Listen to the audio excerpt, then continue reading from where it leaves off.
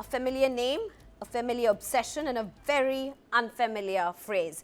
Donald Trump is once again talking about Greenland, but this time he has added a new layer: national security, China, Russia, NATO pressure, and something he calls the Golden Dome.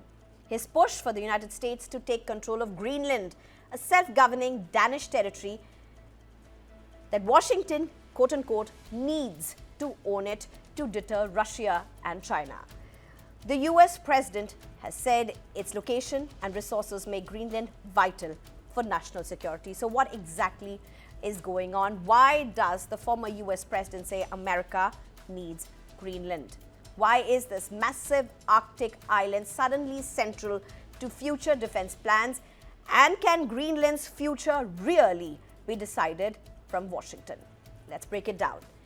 In a post on Truth Social, Donald Trump declared the United States needs Greenland for national security, calling it vital for the Golden Dome we are building. He went further. Trump said NATO should lead the way to get Greenland, warning that if the West doesn't act, Russia or China will.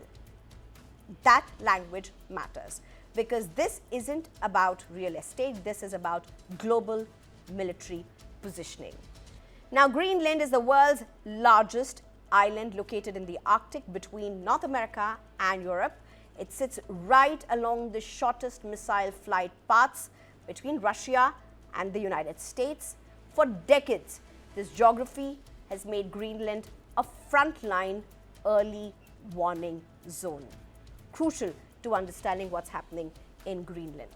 The US already operates the Pituffik space base there, earlier known as Thule, a critical hub for missile detection, space surveillance, and a missile early warning.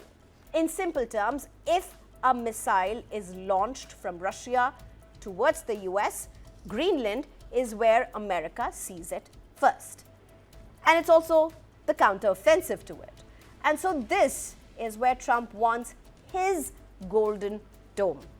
Pretty much like Israel's Iron Dome, announced by US President Donald Trump last May as a $175 billion effort.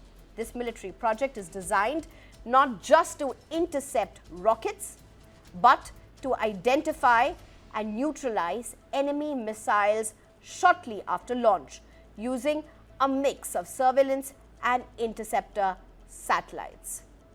This is to protect the United States from emerging threats posed by rivals such as China and Russia.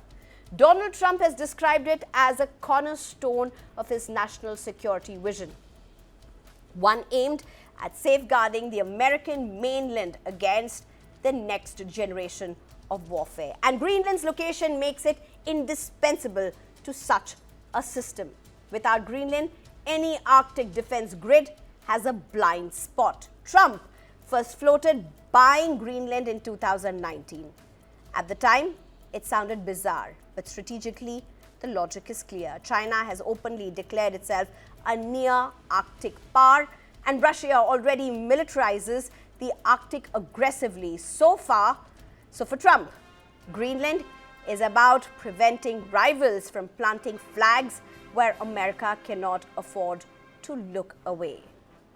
Now, Greenland is an autonomous territory of Denmark. It governs its internal affairs, but foreign policy and defense are handled by Copenhagen. This arrangement dates back centuries, rooted in colonial-era ties. Denmark is a NATO ally of the USA and has repeatedly stated that Greenland is not for sale and that its future can only be decided by Greenlanders themselves.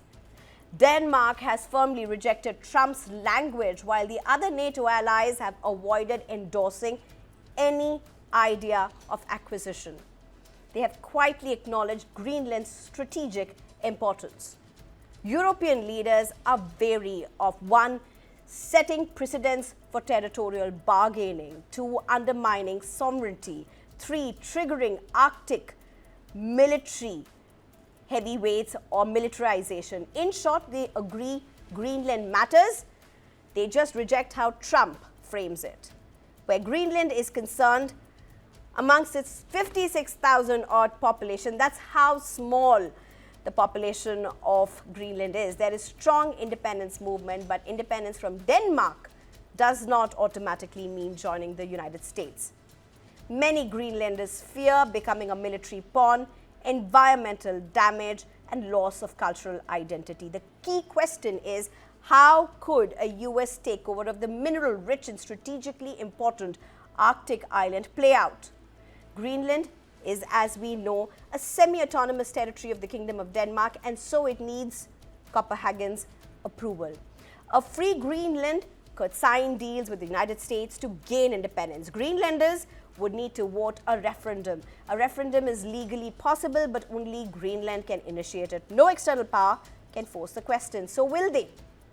So as things stand, Greenland is not about USA buying land. This is about next great strategic contest being played out in the Arctic and in missile defense grids. Trump's blunt message reflects a deeper truth. The Arctic is no longer frozen geopolitically, and Greenland sits at its center. Is Greenland the future nerve center of global missile defense? There's more to this, and remember, a lot to do with how new trade routes are opening up. New trade routes opening up means huge amounts of trading bounty. That's also at the heart of this.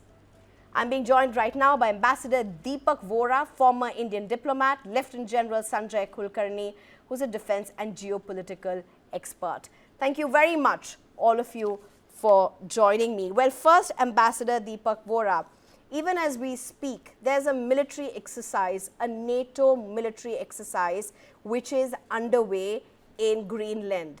That's NATO's way of telling United States, attempting to tell United States that, listen, we are in control. There's no Russia-China threat to Greenland at this point. We are here. NATO is present in Greenland. How much of that will really make sense to Donald Trump? Thank you very much, ma'am. Always a pleasure to be here.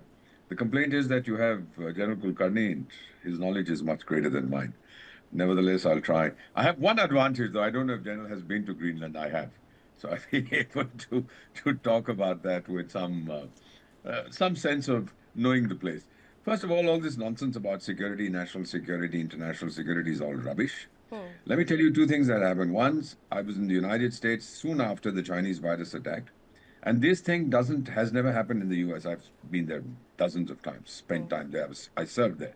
Went to buy a refrigerator. The fellow says you have to wait for 6 months because supply chains have been interrupted. And now I'm talking about 4 or 5 months ago. We went again, wanted to buy something that uses rare earth minerals. We were told that we don't have any because China has banned the exports. You'll have to wait a year before you buy this thing.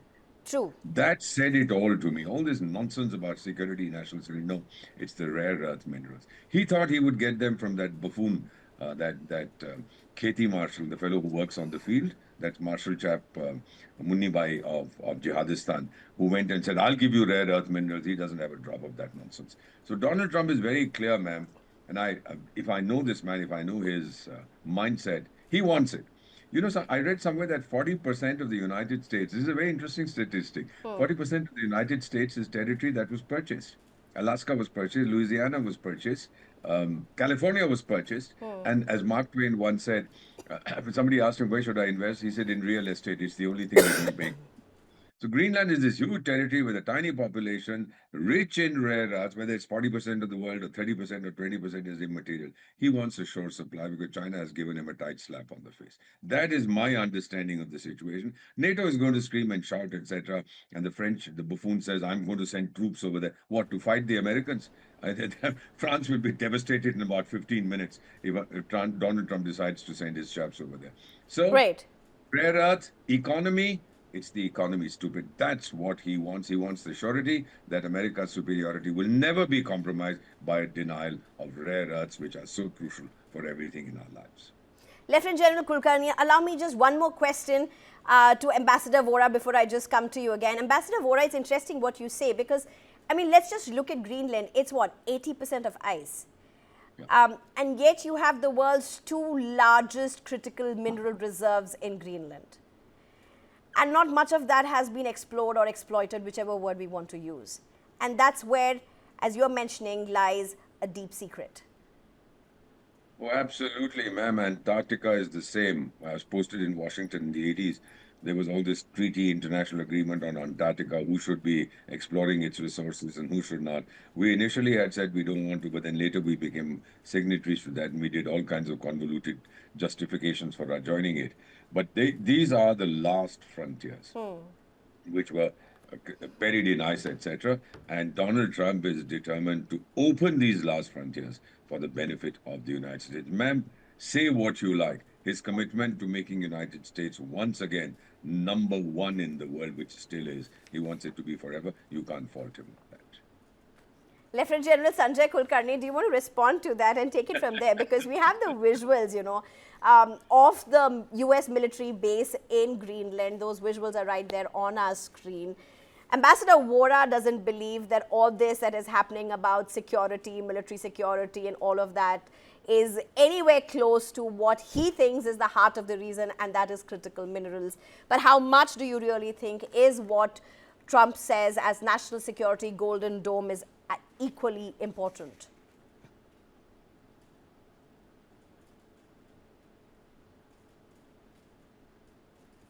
What happened, sir? Lieutenant General Kulkarni, if you can hear me. I think we have a technical issue with that and we'll try and get him. But back to you, Ambassador Vora. My team, please do tell me as soon as we have Lieutenant General back with us.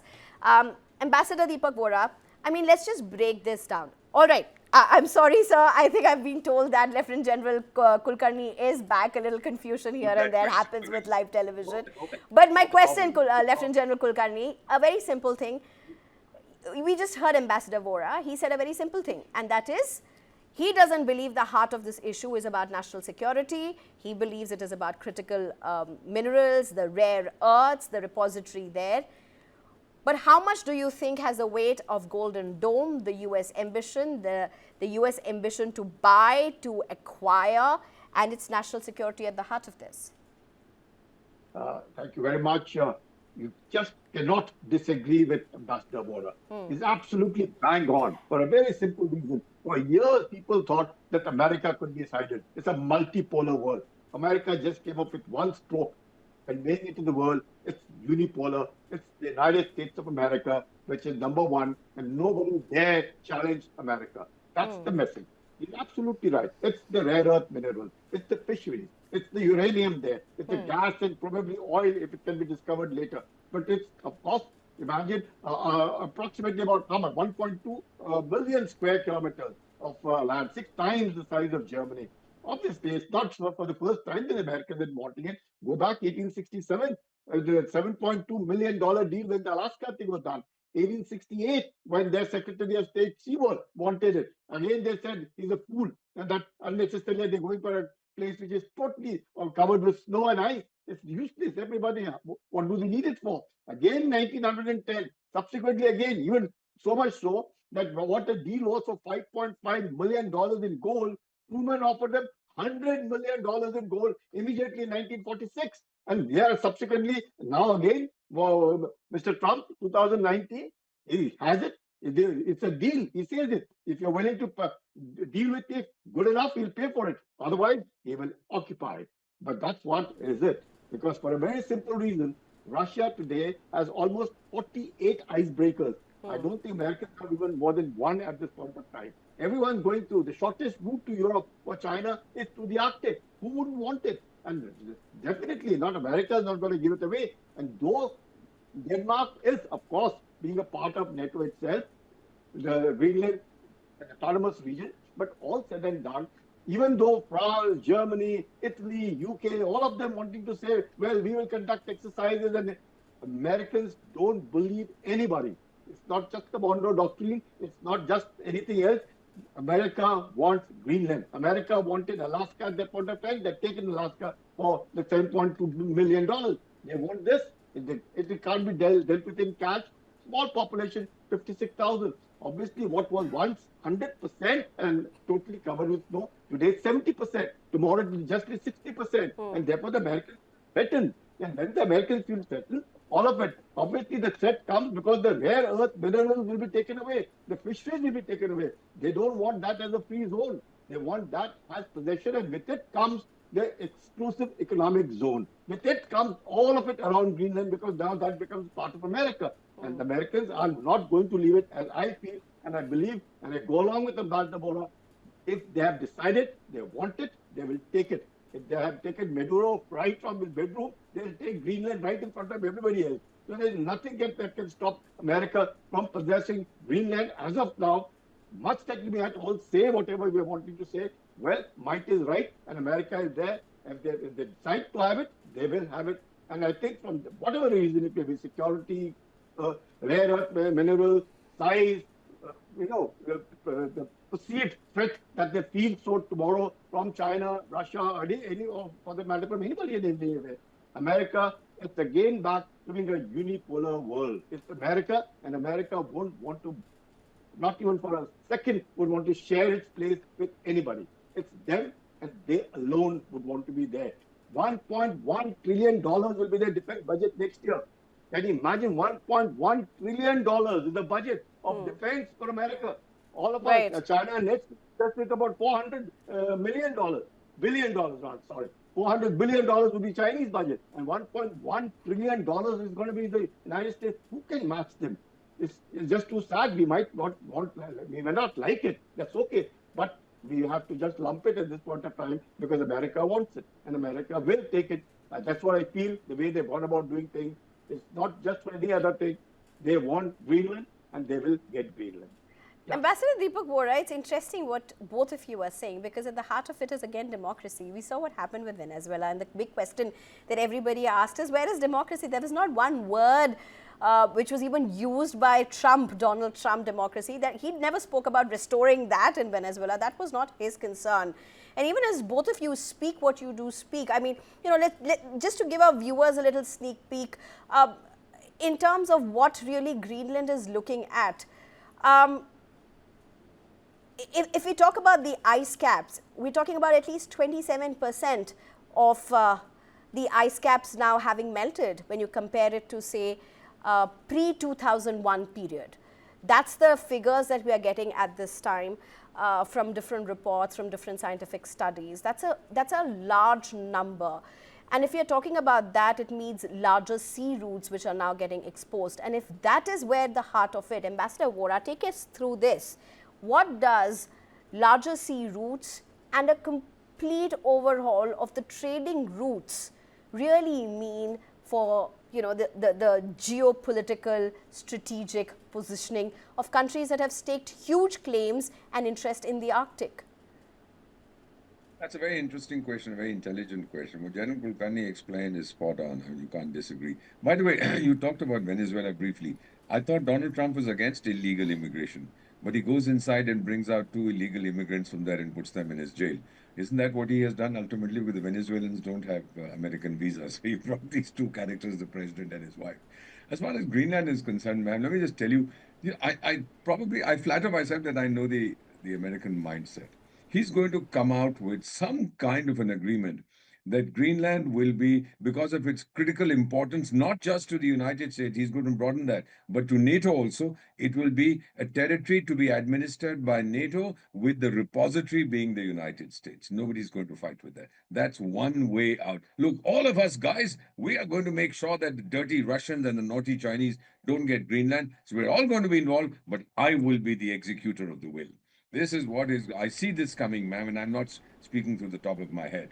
I mean, I've been consulting with people, talking to them. This is what is going to happen. America will be right there in the front, because if America leaves NATO, it'll die quicker than you can say, Deepak Bora. I mean, it'll be dead in 30 seconds. So my own feeling is this agreement will come. NATO, the administrator, or NATO, not the owner, the leaseholder of Greenland, and America, the administrator in perpetuity. I believe that is what you're going to see. He won't fight. He will want to take it quietly. And even if he does, the French are saying, I'm opening a consulate, this, that, and the other. I'm carrying out the exercise. Hey, come on, guys, get real. You're going to fight the Americans? And, come on, sell me another one. I mean, buy me a cookie. So this is my feeling of what is going to happen. Okay, my last question to you, Lieutenant General Sanjay Kulkarni, and you have US one side, you have NATO countries. Now, many NATO countries have come out and supported Greenland, have come and supported Denmark. They are pushing their weight. They have their own interests in the Arctic, as it were. But it's interesting, we'll just end this discussion on just one note. Whether it be people within the United States or whether it be people within the Denmark or whether it be people within the Greenland, nobody seems to support what Trump speaks about needing Greenland and his definition of making America again.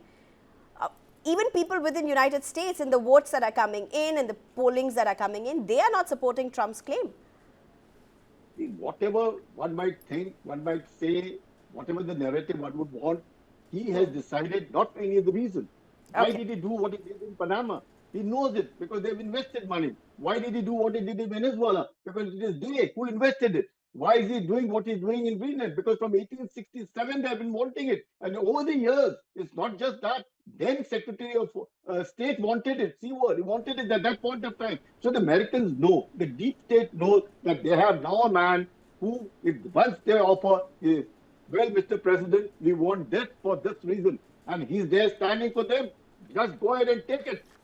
You have my backing, take it. And that's where he's standing. I think the American president has decided what he wants, and I would go along with the Ambassador Bora, the arrangement. Yes, if he wants to show it in a more flash form, that arrangement is perfectly fine. But the last word will be the American president for Greenland hereinafter, maybe a week, maybe 10 days, maybe a month, but the last word will always remain. And because NATO, comprising of 22 countries, led by the United States of America, who can deny it and who can challenge it? Nobody can. Okay, I think it's a very heady concoction of, critical minerals, rare earths, and just the military might, military bases, and a rush for the Arctic. And Greenland is really at the center of it. Ambassador Deepak Bora, Lieutenant General Sanjay Kulkarni, thank you so much for your time and breaking this down for us.